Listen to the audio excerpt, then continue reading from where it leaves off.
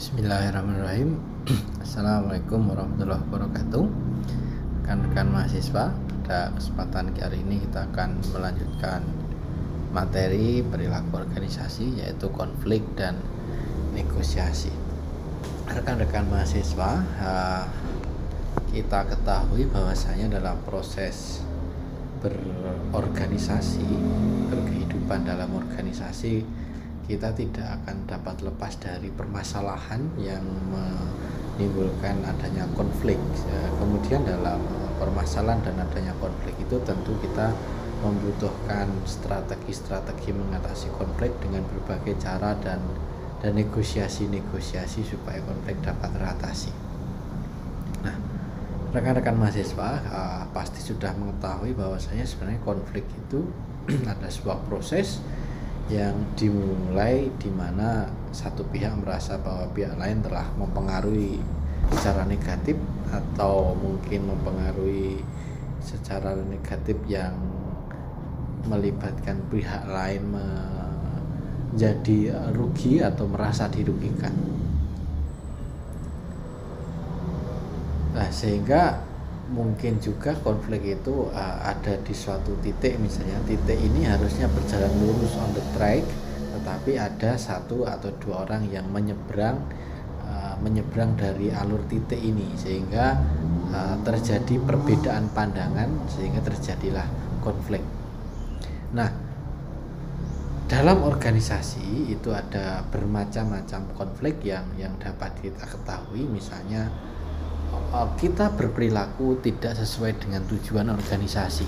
Ini juga menjadi salah satu pemicu konflik. Kemudian adanya perbedaan antar penafsiran fakta atau sesuatu yang terjadi. Jadi perdebatan suatu konsep, penafsiran fakta untuk mencari solusi, ini juga akan menimbulkan konflik.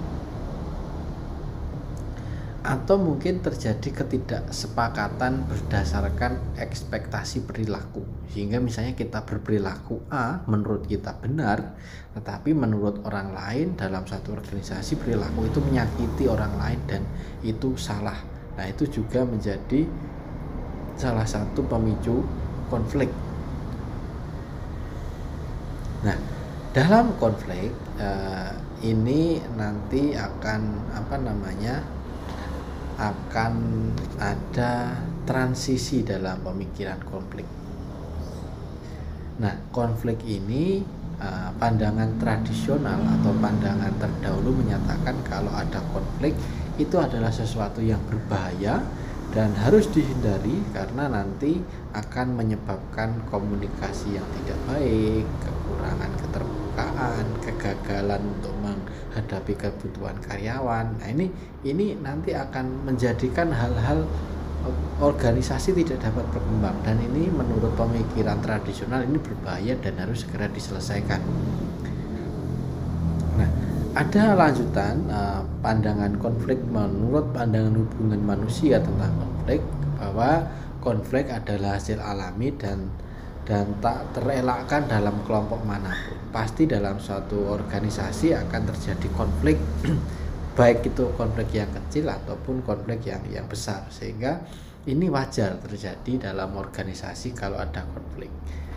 Kemudian ada pandangan intransionis mengenai konflik ini yang meyakini konflik bukan hanya kekuatan positif dalam suatu hubungan kelompok yang mutlak, tetapi juga diperlukan dalam kelompok. Kalau tidak ada konflik ya normal-normal saja, kerjanya lurus-lurus saja, tidak akan ada inovasi, tidak akan ada mencari jalan keluar yang efektif untuk bekerja. Sehingga memang menurut pandangan interaksionis ini, konflik ini perlu di dalam suatu organisasi supaya kelompok itu dapat bekerja lebih efektif, menemukan inovasi-inovasi baru pemecahan masalah.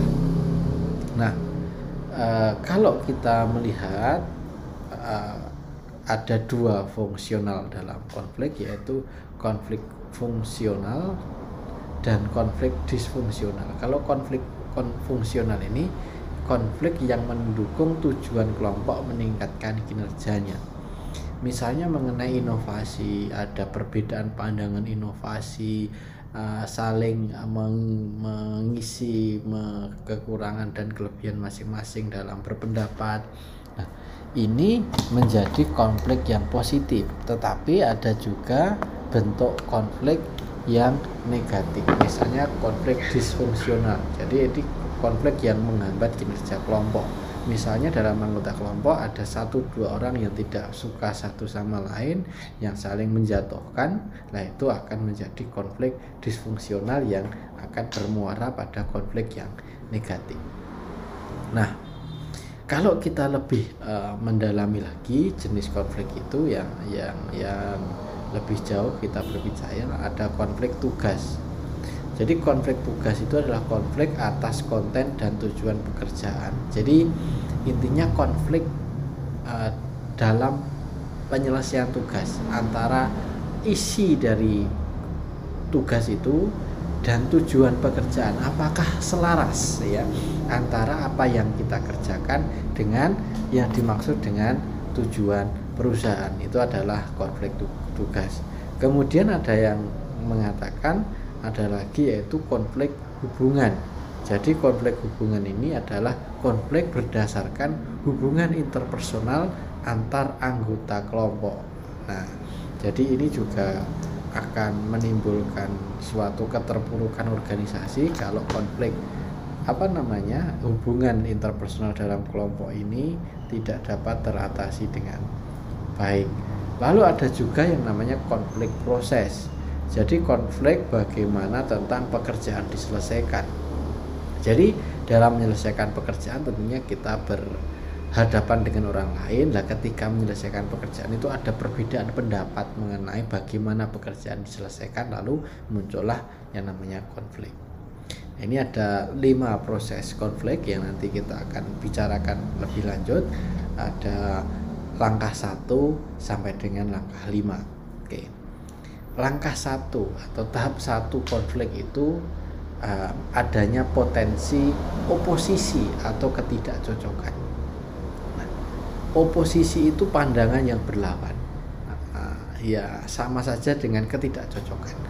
Mungkin karena memang sudah dari awal tidak suka dengan personanya, bisa jadi apapun yang dikatakan orang yang tidak kita sukai dikatakan salah, atau mungkin karena pendapat-pendapat, pandangan-pandangan yang muncul itu tidak disukai atau tidak dapat dilogiskan menjadikan potensi oposisi.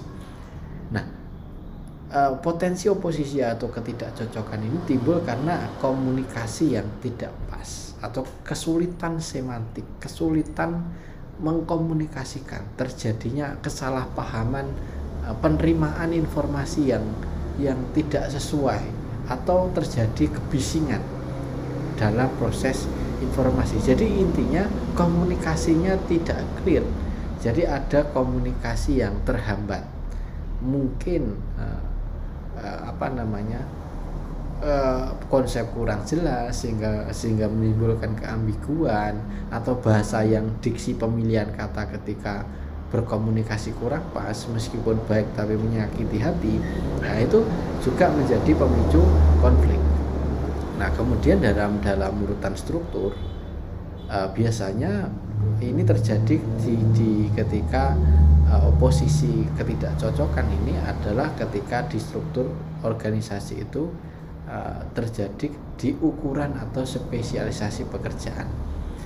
Jadi di bidang-bidang kerja sering terjadi.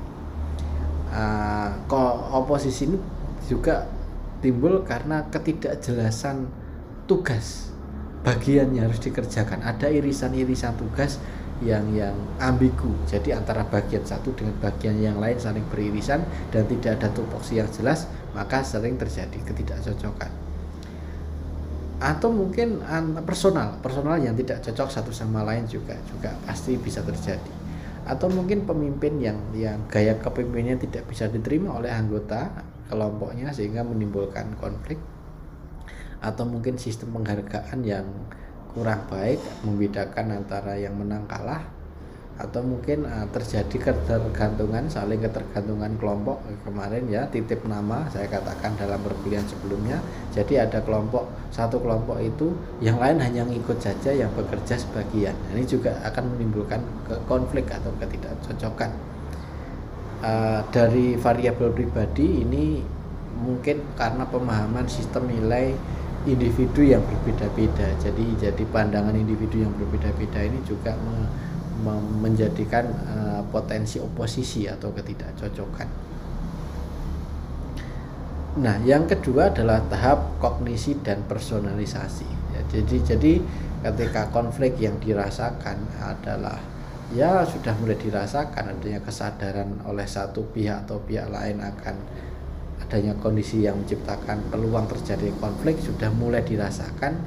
Kemudian keterlibatan emosional dalam konflik menciptakan kecemasan, ketegangan, frustasi, permusuhan antar orang. Nah, itu sudah mulai pada kognisi dan personalisasi. Jadi konflik sudah mulai nampak.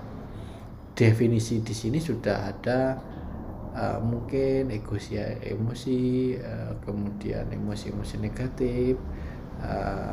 Ini bisa disembuhkan dengan perasaan yang positif. Jadi berbaik sangka, saling berbaik sangka, kemudian saling baik. Ini begini. Kemudian tahap ketiga, niat. Niat itu adalah keputusan untuk bertindak dengan cara tertentu. Sudah merasa sakit hati, misalnya, sudah merasa adanya ketidaknyamanan, nah kemudian kita memutuskan untuk bertindak melakukan sesuatu. Jadi sudah mulai begitu. Ini yang negatif, kita sudah mulai bertindak yang negatif. Tetapi kalau melihat itu, seorang pimpinan melihat itu sudah ada potensi konflik, maka bagaimana dengan caranya kerjasama itu perlu dikuatkan untuk memuaskan kewajiban pihak lain. Jadi niat-niat yang jahat itu mulai berkurang kalau mungkin kerjasama mulai ditingkatkan, ketegasan mulai ada, kemudian mulai pendekatan gitu. Nah, di sini ada siklus niat nanti dapat didalami. Kemudian lanjutannya tahap niat di sini, konflik juga bisa karena persaingan. Jadi keinginan untuk memuaskan kepentingan seseorang terlepas dari dampak yang pihak lain berkonflik. Jadi ada bersaing dengan satu sama lain juga ya diniati, karena bersaing pasti diniati ya. Kemudian berkolaborasi, kalau ada kolaborasi antara pihak satu dan pihak lain yang harus sama-sama memuaskan, terkadang terjadi irisan, kemudian ada konflik. Kemudian menghindari ini ya, menghindar dari pekerjaan atau dari tugas, itu juga bisa menjadi konflik. Kemudian ada yang akomodatif, jadi kesediaan salah satu pihak dalam konflik untuk menempatkan kepentingan lawan di atas kepentingan sendiri. Ini misalnya kita mengalah ya, kita mengakomodir kepentingan lawan, kita telaah apa yang bisa kita perbaiki untuk organisasi yang lebih baik. Kemudian setelah akomodatif nanti bisa berkompromi, situasi di mana masing-masing pihak yang berkonflik ini bersedia untuk menyerahkan sesuatu, saling berpikir dingin. Jadi sudah akomodatif, nanti kompromi begitu. Kemudian tahap yang keempat, perilaku. Jadi bagaimana manajemen konflik, yaitu penggunaan teknik resolusi dan stimulisasi untuk menciptakan tingkat konflik yang diinginkan. Nah, ini gambarannya begitu. Kemudian di sini ada teknik manajemen konflik, yaitu yang pertama adalah teknik resolusi konflik. Jadi dengan penyelesaian masalah, ada penetapan tujuan yang superordinat, ada perluasan sumber daya, ada penghindaran, ada menghaluskan, kompromi, perintah otoritatif, mengubah variabel manusia atau mengubah variabel struktur organisasi. Kemudian ada komunikasi, kemudian membawa orang luar sebagai wasit, ada restrukturasi organisasi, perubahan kepemimpinan, kemudian ada juga yang sangat level tinggi, jadi menunjuk advokat sebagai pengacara ini untuk mendampingi kalau sampai di tingkat persidangan atau sampai tahap ke hukum. Tahap kelima hasil dari konflik, ada hasil fungsional dan dari konflik, yaitu setelah konflik adanya konflik, mungkin konflik yang membangun bisa meningkatkan kinerja, ada peningkatan kualitas keputusan. Biasanya kalau ada masalah terus cari solusi, nanti organisasi itu akan menjadi baik dan akan menjadi hasilnya maksimal organisasi itu. Jadi tidak selamanya konflik itu jelek kan, begitu kan. Nah, kalau konflik yang negatif tidak diatasi juga akan berakibat yang kurang baik. Jadi kalau konflik individu terus menerus tidak ada kejelasan penanganan yang baik, juga akan menjadikan situasi itu semakin memburuk dan akan menjadi di sini ada perkembangan ketidakpuasan, komunikasi terbelah, mengurangi kekompakan, adanya pertengkaran kan gitu. Nah, biasanya kalau untuk penyelesaian konflik itu ada yang namanya negosiasi atau perundingan, yaitu di mana ada satu atau dua pihak yang sedang tidak berkompromi atau sedang bertukar atau sedang itu untuk melakukan perundingan atau mencari kesepakatan. Ini tidak hanya konflik ya, perundingan juga bisa berlaku di kerjasama tentunya. Nah, kita terlepas dari konflik, kita masuk ke namanya negosiasi tadi. Jadi perundingan itu juga bisa untuk mengatasi konflik, bisa juga untuk meningkatkan performa organisasi. Nah, kita membahas di sini perundingan untuk meningkatkan performa organisasi. Perundingan itu duduk bersama untuk membicarakan kesepakatan lalu nanti kerjasama. Nah, ini dalam perundingan itu tentu ada negosiasi tawar menawar kepentingan. Jadi negosiasi yang berupaya untuk membagi sejumlah sumber daya yang ada yang untuk saling menguntungkan. Nah, ini adanya tawar menawar. Kalau saya melakukan ini saya dapat apa, kamu benefitnya apa, saya untungnya apa yang menjadi tanggung jawab saya dan menjadi tanggung jawab kamu. Nah, ini strategi tawar menawar dalam negosiasi perjanjian kerjasama juga sangat penting, tentunya begitu. Nah, ini dalam negosiasi tawar menawar itu ada tawar menawar distribusi integratif, kemudian ada karakteristiknya. Dalam negosiasi tentunya setiap pihak menginginkan kue sebanyak-banyaknya dan memperluas kue mungkin. Jadi kerjasama itu yang memberikan keuntungan yang optimal bagi organisasinya. Kemudian kalau mungkin perundingan dalam lelang tender itu mungkin motivasi menang kalah, kemudian fokus posisi minat, harus ada informasi yang tinggi untuk berunding. Kemudian perundingan itu nanti kerjasamanya jangka panjang atau jangka pendek, hubungannya, benefitnya apa, ini juga perlu dipertimbangkan. Nah, ketika berbicara negosiasi tentu pasti ada masalah, karena negosiasi itu melibatkan pihak lain, kerjasama itu melibatkan pihak lain.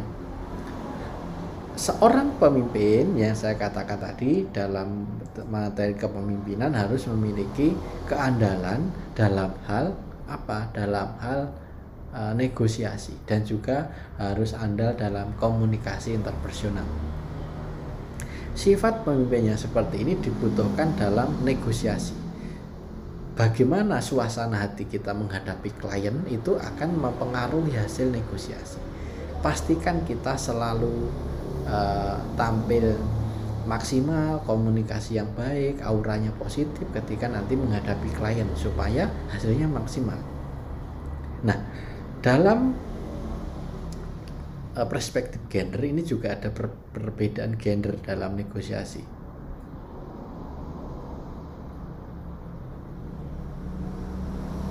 Nah, tentunya wanita dan pria memiliki kelebihan satu sama lain dalam melakukan negosiasi. Sebenarnya beberapa pihak itu ketika melakukan negosiasi melihat siapa yang akan menjadi segmennya. Kadang kita tempatkan laki-laki itu kalau negosiasinya terkait dengan keputusan yang butuh rasional, kemudian harus dengan perencanaan yang baik gitu kan. Tetapi kadang seorang perempuan itu lebih berhasil melakukan negosiasi terkait penjualan, customer dan lain sebagainya. Nah, ini menjadi banyak pembicaraan. Nah, dalam negosiasi konflik biasanya ada penengah. Itu kalau konflik, penengah itu adalah pihak yang netral memfasilitasi solusi yang dinegosiasi. Ini biasanya wasit, yaitu pihak ketiga memiliki wewenang untuk mendikte kesepakatan. Jadi kalau terjadi konflik besar, untuk menenangkan kedua ini butuh arbitrase, butuh penengah, butuh wasit supaya kalau terjadi permasalahan yang perlu dipecahkan secara nalar itu ada yang netral begitu. Ini kalau sudah konfliknya tinggi. Nah, jadi negosiasi tingkat tinggi ini harus wasit ya gitu. Misalnya apa di sini negosiasi kok perlu wasit? Ini kita terlepas dari kerjasama. Misalnya kerjasama sudah berjalan dalam satu perusahaan, tentunya teman-teman sudah pernah menerima materi BHPD, ada perwasitannya. Jadi kalau sudah terjadi kerjasama antara dua perusahaan, kemudian perusahaan satu ini one prestasi, jadi one prestasi itu tidak sesuai dengan kesepakatan di awal, kemudian terjadi konflik antara dua perusahaan ini, kemudian perusahaan yang ini menuntut kerugian karena terjadinya penyelewengan dari perusahaan yang bekerja sama satunya, maka biasanya naik ke pengadilan. Jadi pihak yang satu merasa dirugikan menuntut ke pihak yang sini. Nah, untuk mengatasi konflik ini, misalnya pihak yang ini memang menyalahgunakan uang dan dianggap yang pilot pihak yang di sini, maka perlu penengah, perlu perwasitan untuk memutuskan perkara ini supaya betul-betul perkara itu tidak hanya menguntungkan ke satu belah pihak, tetapi menguntungkan banyak pihak yang terlibat dalam hal ini. Nah, ketika terjadi seperti ini ditawarkan adanya perdamaian dulu. Bisa nggak kedua perusahaan ini berdamai? Kalau bisa berdamai, nanti ada negosiasi apa yang bisa dilakukan, bagaimana pelunasan utangnya. Nah, ini bisa nggak berdamai? Nah, biasanya dalam perdamaian ini membutuhkan ya konsultan, bagaimana yang baiknya itu membutuhkan itu. Nah, kalau kedua perusahaan ini tidak sampai bisa berdamai, tentunya naik ke tadi ada advokasi, ada ke hukum, nanti diputuskan di pengadilan siapa yang menang, siapa yang kalah. Nah, itu begitu. Nah, itu terkait negosiasi dan konflik. Ketika melihat adanya potensi konflik atau telah terjadi konflik, ada beberapa hal yang bisa kita lihat. Kalau konfliknya positif, kita bisa gunakan kompetisi, mengangkat isu-isu untuk kesejahteraan, isu-isu inovasi, itu bisa. Dan juga kalau konfliknya itu memecah belah, kita bisa gunakan kolaborasi. Jadi antara yang problemnya didamaikan, kita kerjasama membuat program yang menarik supaya permasalahan dapat diatasi. Kemudian juga bisa melakukan penghindaran kalau sudah akut dan lain sebagainya. Oke, saya kira itu rekan-rekan terkait dengan materi konflik dan negosiasi. Nanti materi ini kita lampirkan di LMS sebagai bahan belajar teman-teman. Dari pandangan konflik dan negosiasi tadi bisa memberikan pandangan teman-teman kalau di dalam organisasi ya pasti terjadi konflik, dan dalam organisasi pasti kita akan negosiasi dengan organisasi lain dan melakukan kerjasama dengan organisasi lain. Saya kira cukup. Terima kasih. Assalamualaikum warahmatullahi wabarakatuh.